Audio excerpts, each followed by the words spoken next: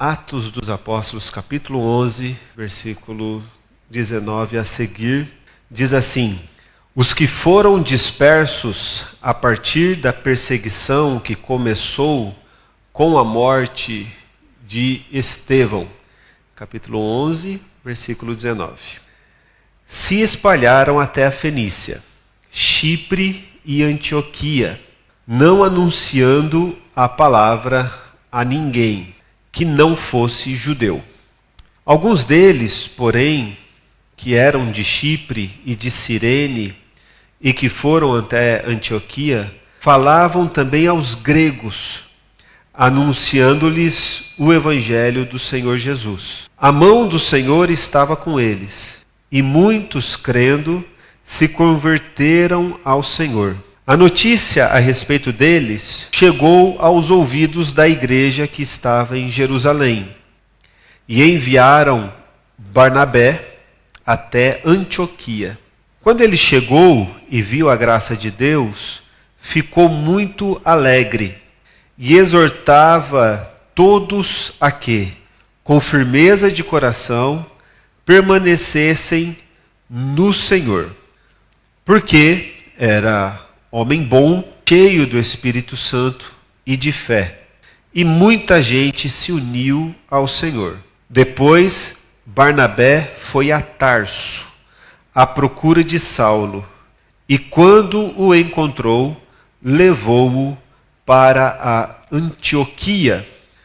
E durante um ano inteiro se reuniram naquela igreja e ensinaram numerosa multidão. Em Antioquia, os discípulos foram pela primeira vez chamados cristãos. Glória a Deus. Vamos fazer uma oração. Pai Celestial, te agradecemos, Senhor, uma vez mais, por poder, Senhor, te servir nesta noite, te adorar em um culto e falar contigo em oração, Senhor. Que o Senhor nos abençoe agora com a tua preciosa palavra, que teu Espírito Santo possa ministrar ao nosso coração, segundo a nossa necessidade. Te pedimos em nome de Jesus Cristo. Amém. Amém. Glória a Deus. Irmãos, podem se sentar. Irmãos, para a gente entender o que está acontecendo aqui, precisamos fazer um rápido retorno ao que aconteceu no capítulo 10. Os irmãos se lembram o que aconteceu no capítulo 10? Pedro, ele é chamado até a casa do centurião Cornélio, e ele até fala assim: olha, eu sou judeu, eu não deveria estar aqui com vocês, porque vocês são gentios. Mas, como eu tive aquela visão do lençol, do anjo, né, que mostrava o lençol, vinha uma voz do céu, um lençol com os animais, e aí eu entendi que todas as pessoas em todo o mundo, em todos os lugares, elas são aceitas por Deus. Então foi uma revelação maravilhosa que Pedro teve, a gente se lembra disso. E aí, enquanto Pedro falava, o que aconteceu na casa de Cornélio? A Bíblia diz que o Espírito Santo caiu sobre todos. E aí Pedro faz uma pergunta: poderemos negar água para serem batizados estas pessoas que já foram cheias do Espírito Santo, assim como nós fomos no dia de Pentecostes? Então Pedro batiza a todas as pessoas da casa de Cornélio. Então, capítulo 10 aí. E aí no capítulo 11, no início, né, o que acontece? Pedro volta para Jerusalém e diz que chegou ao conhecimento dos apóstolos e dos irmãos que estavam na Judéia, que também os gentios haviam recebido a palavra de Deus, né? Estou no versículo 1 do capítulo 11, para a gente poder fazer o contexto. Quando Pedro então voltou para Jerusalém, os que eram da circuncisão começaram a questioná-lo, dizendo: você entrou na casa de homens incircuncisos e comeu pão com eles. Então Pedro passou a fazer uma exposição por ordem, dizendo. Aí Pedro volta e ele começa a contar. Então, irmãos, o que a gente tem que ter aqui em mente? No capítulo 10, Pedro vai até a casa de Cornélio, que era em Cesareia. Então aí eu peço que você possa imaginar, e até se for o caso, depois dar um Google no seu smartphone, mapa da Judéia nos tempos de Jesus. Ou então mapa da Judéia nos tempos de Atos dos Apóstolos. E aí você vai ver, Cesareia era uma cidade, fazia parte da Judéia, dentro de Israel. Além, estava na parte sul, lá embaixo. Então Pedro teve que fazer uma pequena viagem, né? Israel não é tão grande. E aí, apesar de Pedro estar dentro de Israel, ele entrou na casa de gentios, porque o centurião era romano. E isso gerou o problema que a gente vem falando desde Atos 10. O problema deles acharem que Jesus, o ensinamento de Jesus, era só para os judeus. E o que nós temos que aprender com isso, irmãos? Nós temos que aprender que isso também pode acontecer com a gente. Da gente achar que a graça e a religião é só nossa, que ela não é de mais ninguém, que só a minha religião está certa, só a minha linha teológica está certa, somente a minha denominação está certa, somente a placa da minha igreja está certa, e que Jesus não pode operar mais em lugar nenhum, e que Deus não pode operar mais em lugar nenhum.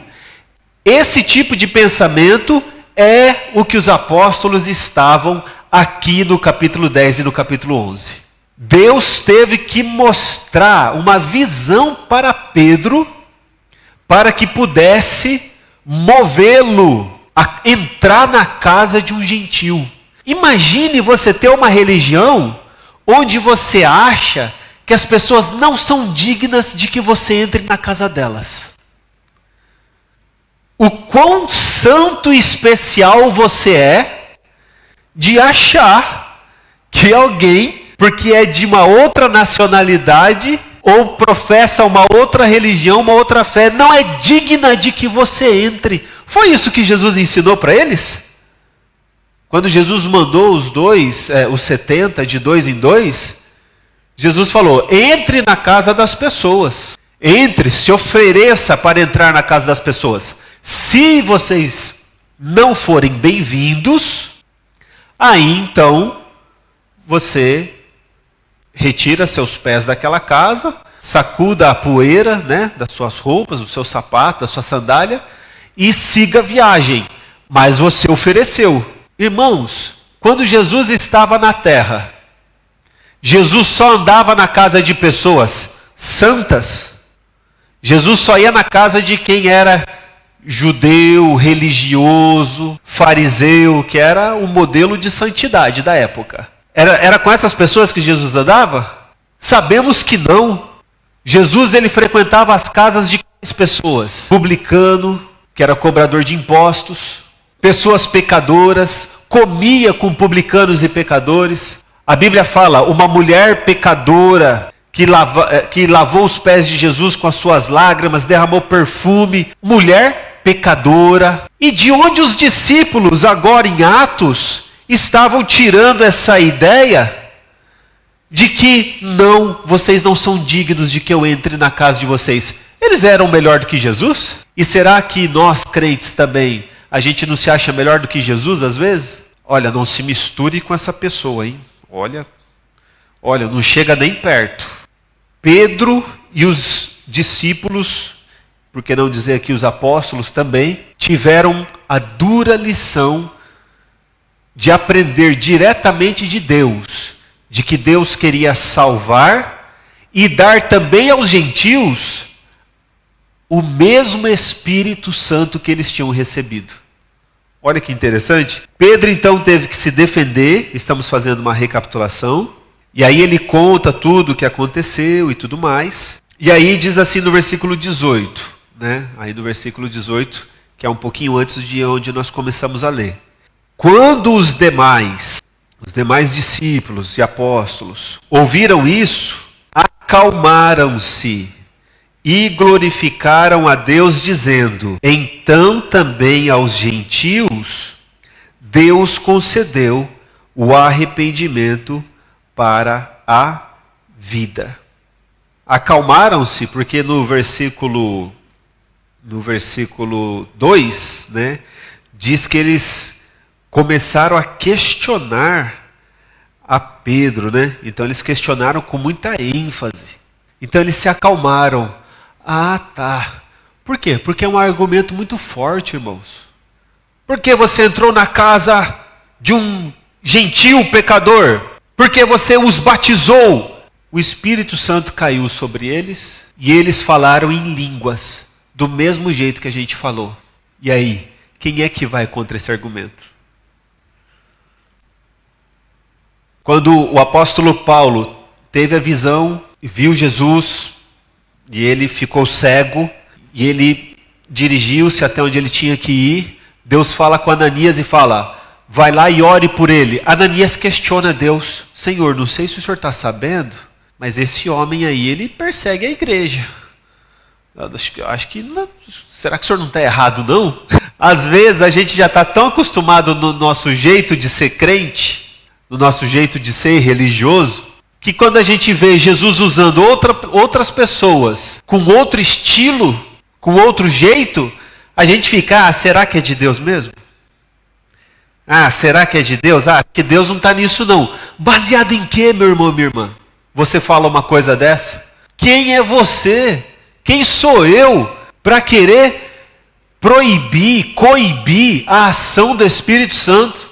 Porque a pessoa não é da Assembleia de Deus como eu sou? Porque ela não usa gravata como eu uso? Porque ela não canta hino da harpa como eu canto? Seria esse o motivo de Deus não usar alguém, de eu colocar em xeque? Que caia por terra em nome de Jesus esse farisaísmo. Né? É um evangelho muito pequeno de quem vive assim. Muito pequeno.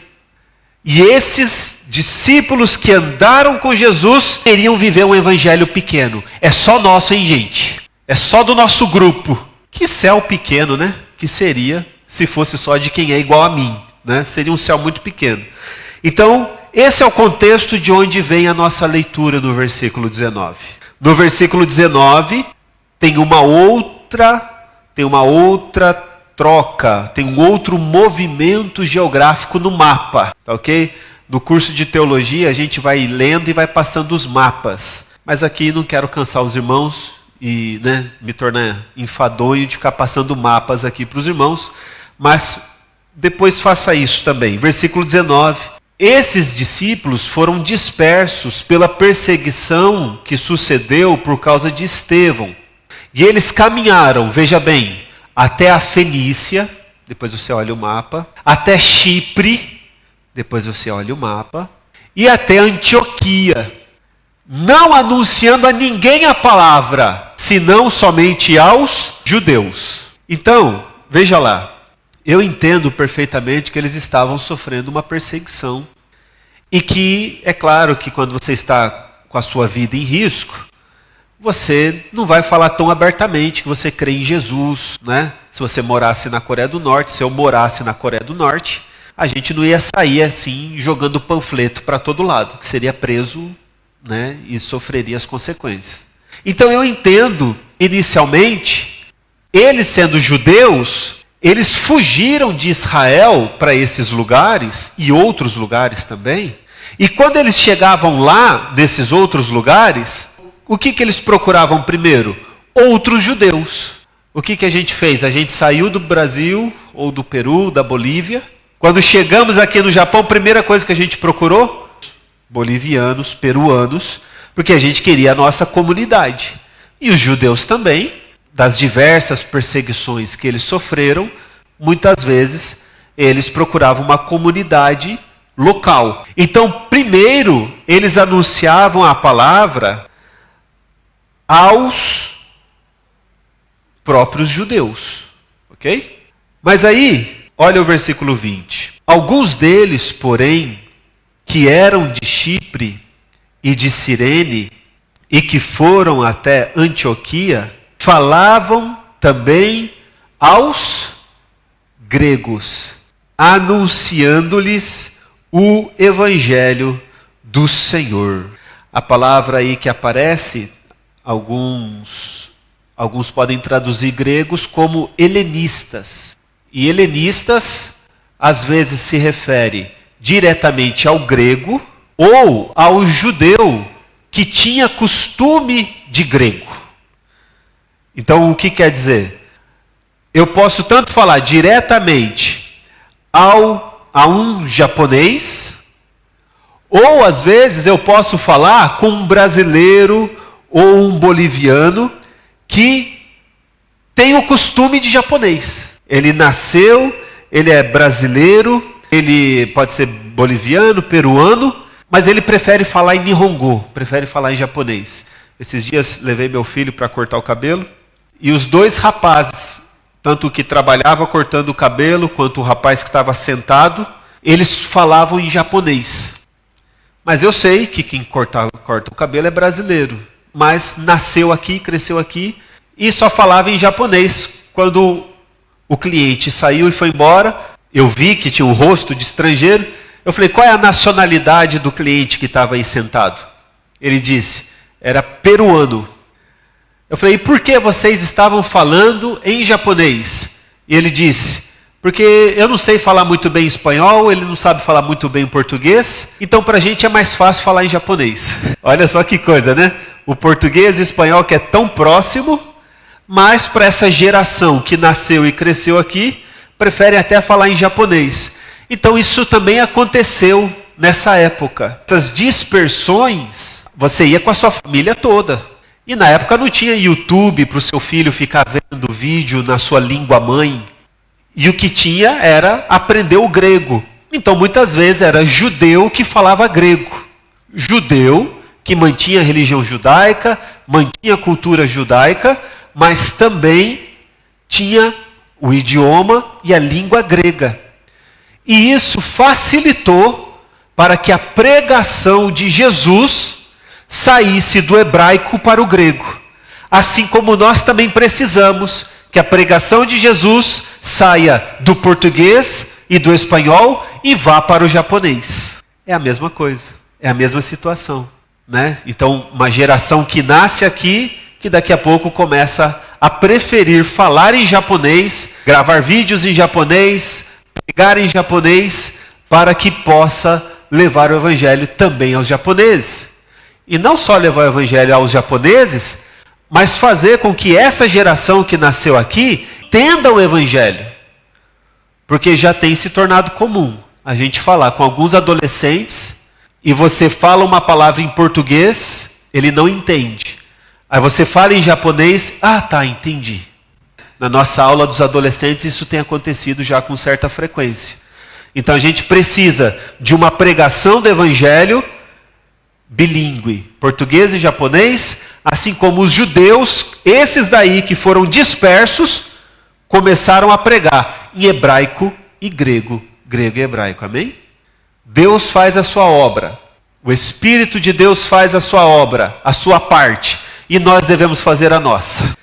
A nossa é se esforçar, é se esmerar, é aprender, é amar, é abraçar, é acolher, é quebrar os preconceitos, quebrar a barreira, quebrar a nossa preguiça, a nossa má vontade e levar o evangelho a todos os que precisam. Amém? Então, eles se estendem por essas cidades e eles foram então até Antioquia. Agora, é Antioquia que fica na ênfase do que vai ser comentado aqui. O evangelho chegando em Antioquia. No versículo 21, a mão do Senhor estava com eles, e muitos, crendo, se converteram ao Senhor. Olha que bênção, irmãos. O agir e o trabalhar humano, da inteligência humana, falando hebraico, falando grego, conhecendo a história, conhecendo o costume, sofrendo a perseguição, tendo que mudar, sair de casa sem vontade, sair do seu próprio país sem vontade. E a mão do Senhor era com eles. Então, o agir do ser humano e o agir de Deus. Quando eu fico só no humano, eu não vou ter muito fruto. Não basta nada, né? Não vai adiantar que eu fazer algo, seja em português, em japonês ou em espanhol, se Deus não estiver abençoando. Mas também o outro lado é aquele que diz assim, não, Deus vai fazer a sua obra, deixa na mão de Deus. Mas e você, amigão? Não vai se posicionar? E você, amigona, já que eu falei do amigão, vou falar da amigona. Não vai assumir sua parte? Não vai se disponibilizar e dizer, eu quero fazer? Ah, não, Deus na hora certa vai tocar no coração dos japoneses. Mas vai ser quando? Quem é que vai pregar? Né? Como diz o bom e velho versículo, como ouvirão se não há quem pregue? Então, a mão do Senhor ia com eles e as pessoas iam se convertendo. Versículo 22. A notícia, a fama destas coisas chegou aos ouvidos da igreja que estava em Jerusalém. Olha só, tem que ter o mapa na cabeça. A coisa estava acontecendo em Antioquia. E aí chegou em Jerusalém, que ficava aqui no sul. É como se Jerusalém fosse a igreja sede, como se fosse a capital. A igreja mãe dos discípulos ficava em Jerusalém. E essas coisas estavam acontecendo em Antioquia. Irmãos, não tinha culto online, não dava para mandar um WhatsApp para dizer, ó, o culto ontem foi bom. Não, essas coisas aconteceram por meses. Até que a notícia voltasse, chegasse em Jerusalém e dissessem, olha, está tendo um agir de Deus. Aí talvez os discípulos pudessem pensar, aonde? Na Judéia? Em Samaria? Em Belém? Ou lá em Cafarnaum? Na Galileia? Aonde? E eles disseram, não, na Antioquia. Sabe onde fica esse pedaço da Antioquia hoje? Sabe qual é o país hoje? Turquia. Fica no sul da Turquia. Então hoje, quando você vê um turco aqui no Japão, não fique com preconceito. Apesar de que outra religião é majoritária lá. Isso aqui que está acontecendo foi na Turquia. E aí, a igreja mãe recebe essa notícia, Deus está movendo, Deus está abençoando. Era uma cidade cosmopolita, tinha pessoas de várias nacionalidades. Vamos enviar alguém para lá, para olhar, para ver o que está acontecendo. Porque a igreja está crescendo fora dos termos de Israel, fora do que a gente planejou. Vou pegar uma caixinha aqui, irmãos. A gente sempre fala, pensar fora da caixa, né? Pensar fora da caixa. Eles queriam que a religião ficasse dentro da caixinha, só aqui, dentro de Israel. Mas Deus fez com que isso se espalhasse, fosse para fora do domínio, do território geográfico, que era só Israel. E eles disseram, vamos acompanhar, ver o que está acontecendo. Quem é que eles enviaram? Barnabé. Barnabé, homem de Deus, tinha comunhão com Deus, foi quem estendeu a mão para o apóstolo Paulo quando ele precisou, quando ele se converteu, né? Era um homem muito crente, Barnabé. Que Deus, irmãos, possa ter também aqui no Japão muitos homens e mulheres como Barnabé, que seja um crente experiente, maduro, que já conhece da palavra de Deus, que já teve experiência com Deus, que possa olhar para um novo convertido e falar, esse aqui tem futuro, esse aqui vai longe, vai fazer obras maiores do que eu. Ele vai mais longe e está tudo bem, Tem alguém aqui que vai pregar mais do que eu, que vai ganhar mais almas do que eu, que vai ser mais reconhecidos do que eu, que vai ter mais seguidores nas redes sociais do que eu, que vai abalar o Japão, mas é para Jesus. Imagine se Barnabé fosse alguém vaidoso, de dizer, não, eu cheguei primeiro, eu vou ficar aqui na fila, aqui, você chegou depois de mim, fica esperando aí, hein? Não vem sentar na janelinha, não. Respeita a hierarquia e a ordem de chegada. Depois que eu morrer, aí vocês podem trabalhar para Jesus. Não, de jeito nenhum. Barnabé foi alguém muito maduro, que pelas suas relações pessoais, né? Usar uma linguagem do futebol, ele sabia fazer o meio-campo das coisas. Fazer o meio-campo, unir um lado, unir o outro. A igreja em Jerusalém totalmente fechada e o apóstolo Paulo querendo abrir. Vamos embora, vamos para os gentios e vamos fazer. E ele, olha, vamos lá, vamos conversar. E trazia Paulo para cá para conversar e o pessoal para lá. Vamos dar sequência aí na leitura. Versículo 23. Quando ele chegou e viu a graça de Deus, ficou muito alegre e exortava todos a que com firmeza de coração permanecessem no Senhor, porque era homem bom, cheio do Espírito Santo e de fé, e muita gente se uniu ao Senhor. Olha que coisa boa, que coisa maravilhosa, glória a Deus por isso, irmãos. Tinha maturidade, se alegrava com o agir de Deus. Ah, mas não é o nosso estilo. Tá tudo bem, irmão. Como diz a coisa já, né? Se todo mundo vestir azul, que vai ser do amarelo. Tá tudo bem, Deus não está preso a estilo e nenhum nome de placa, de nada. Ah, mas não é da nossa turma. Não precisa de turma. Quando foram lá falar para Jesus, olha, tem gente aí falando do teu nome, hein, Jesus, não é da nossa turma. Jesus disse, deixe falar. Se ele está do nosso lado, é por nós. Quem está do lado de Cristo é por nós. Quem está do lado da verdade é por nós. Quem está do lado da justiça é por nós. Quem está lutando contra o pecado é por nós. Quem está lutando contra a criminalidade é por nós. Quem luta contra a sujeira é por nós. Quem luta contra o que é errado é por nós. Então Barnabé, homem bom, e ele exortava os irmãos, fiquem firmes, mantenham o coração firme, permaneçam no Senhor. E de novo diz, e muita gente se uniu ao Senhor. Glória a Deus. Parece, irmãos, que a máquina está azeitada, né? Quando a máquina, quem aí ainda não trabalhou em fábrica, quando a máquina, ela está só o ferro puro ali, e tem algum atrito, quebra rápido.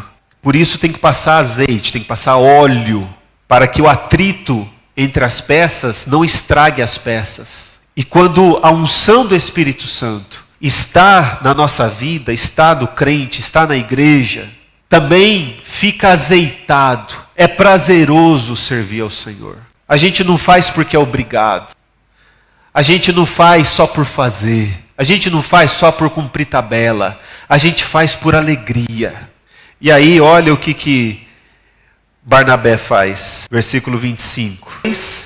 Barnabé foi a Tarso à procura de Saulo. E quando o encontrou, levou-o para Antioquia. E durante um ano inteiro, se reuniram naquela igreja e ensinaram numerosa multidão. Olha só, irmãos, que visão de Barnabé.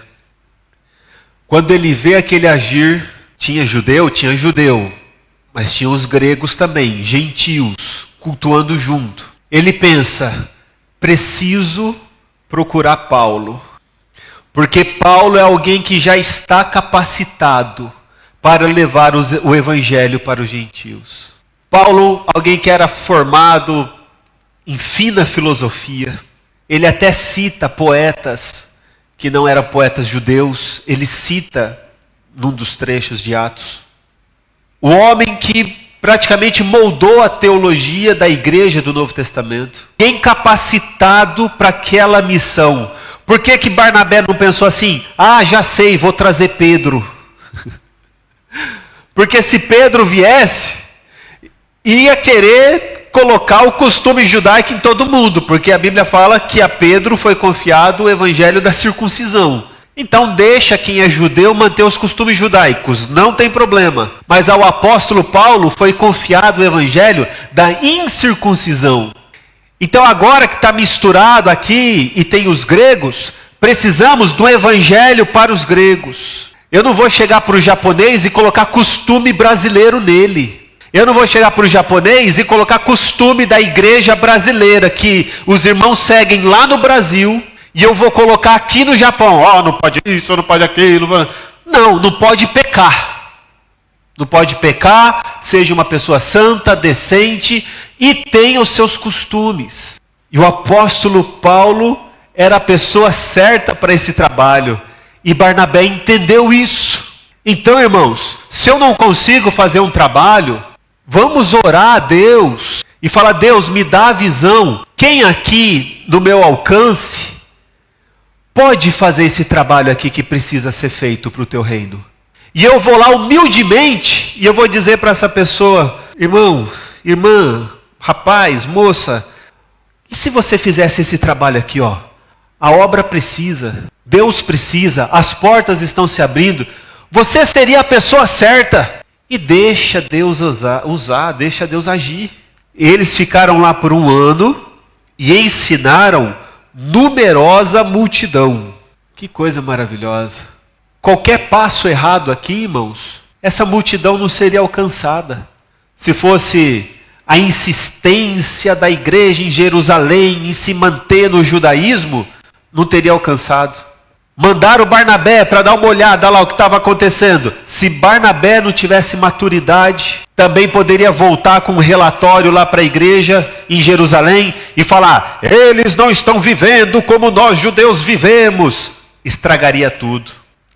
Se Barnabé não chamasse Paulo, chamasse outro, ia querer colocar os costumes dele, ia estragar tudo. Perceba que a obra de Deus, ela tem lógica também. O agir de Deus tem lógica. A revelação vai acontecendo, tem o agir de Deus, tem o agir humano, tem a soberania divina, tem sim o livre-arbítrio humano, tem a revelação de Deus e tem a inteligência humana.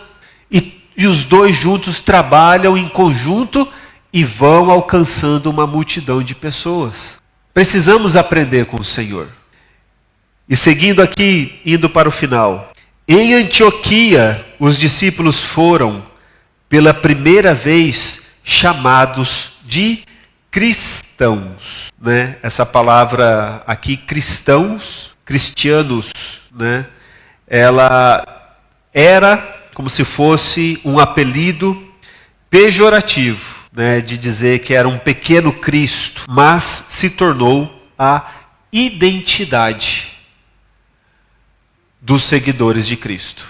Uma certa feita eu conversando com um rapaz e ele dizia assim: não, Jesus nunca disse eu sou cristão. Eu falei: é verdade, porque ele era o próprio Cristo, então não faria sentido dele dizer, né, que ele era cristão, mas ele era o próprio Cristo, e o seguidor de Cristo é cristão. O apóstolo Paulo lá na frente ele vai fazer uma defesa e a autoridade fala assim para ele: você está querendo me converter e me fazer cristão? E o apóstolo Paulo diz: sim, quem dera você se tornasse assim como eu sou. Né? Então o nome cristão pegou. Quando você ouvir alguém inventando história, foi lá no 4º século que a igreja católica não sei o que, só aí que nasceu o cristianismo. Não é verdade. Abra a Bíblia para essa pessoa, Atos capítulo 11. Pela primeira vez, os discípulos foram chamados de cristãos. O cristianismo nasce na Bíblia, não nasce no 4º século, quando tem a fusão do poder do Estado com a igreja. Não, já nasce em Atos dos Apóstolos, e isso é bem claro. Irmãos, só para acabar o capítulo 11, e a partir da semana que vem a gente já entrar no 12, tem uma profecia aí no versículo 27, que eu leio e explico em 5 minutinhos para a gente concluir. Naqueles dias, desceram profetas de Jerusalém para Antioquia. Pode continuar. E levantando-se um deles, por nome Ágabo, dava a entender pelo Espírito que haveria uma grande fome em todo o mundo. E isso aconteceu no tempo de Cláudio César. E os discípulos determinaram mandar, cada um conforme o que pudesse, socorro aos irmãos que habitavam na Judéia. O que eles, com efeito, fizeram, enviando-o aos anciãos por mão de Barnabé e de Saulo. Então, em Antioquia, eles mandam alguns profetas para lá, porque a igreja tinha crescido, e este profeta Ágabo diz aqui no texto que ele dava a entender, né, que haveria uma grande fome, no versículo 28, por gentileza, para que todos possam acompanhar na tela. Então ele dava a entender que haveria uma grande fome em todo o mundo. E isso aconteceu posteriormente no tempo de Cláudio César. Então, aqui a gente vê a questão dos dons do Espírito Santo. Nós somos uma igreja pentecostal e cremos na continuidade dos dons. E olha só que interessante. Esse irmão Ágabo, ele de fato teve essa revelação. Não sabemos se foi uma visão, como foi que ele teve esse entendimento de que haveria uma fome. Isso não aconteceu necessariamente naqueles dias exatos, por perto de onde ele estava, mas aconteceu posteriormente. Isso mostra que a igreja, quando nasce, ela nasce submissa à ação e à revelação do Espírito Santo. Só que essa revelação faz com que eles, aí no versículo 29, que eles passem da revelação para a ação. A ação está aí, no 29. E os discípulos determinaram mandar, cada um conforme o que pudesse, socorro aos irmãos que habitavam na Judéia. Então, esse irmão, ele falou, olha irmãos, vai ter uma grande fome no mundo. Vamos enviar socorro para a Judéia. Então eles passam da revelação espiritual para a ação física, que no caso aqui era uma oferta de alimentos para os irmãos que estavam na Judéia. Aqui mostra a igreja, em questão da fé, ela vive, mas ela também atua no mundo, na sociedade onde ela está. Então isso mostra a igreja que existe e age por fé, atuando no mundo, na sociedade, econômico, em tudo que for relacionado à sociedade, ela também está presente, ela também está atuando. Então que a gente possa crescer, irmãos, com esse ensinamento. Porque às vezes tem crente que ele espiritualiza tudo. Não, mas por que a igreja tem que alugar prédio se a gente vai ser arrebatado? Tá bom, irmão, um dia seremos arrebatados, mas enquanto a gente não é arrebatado, a gente vai congregar onde? Ah, mas por que tem que ter oferta, tem que ter dízimo? Ué, irmão, é verdade, Deus não precisa, Deus não come, Deus não se alimenta, Deus não precisa se cobrir do vento, da chuva, mas quando a gente se reúne num culto como esse, a gente precisa. Se estiver chovendo lá fora, não vai molhar aqui dentro. E isso aqui precisa ser sustentado. Então, a igreja já nasce na revelação da fé e do espiritual e na ação física, material, dentro da sociedade. E isso é por fé. E que a gente possa continuar com esta fé. Amém, irmãos?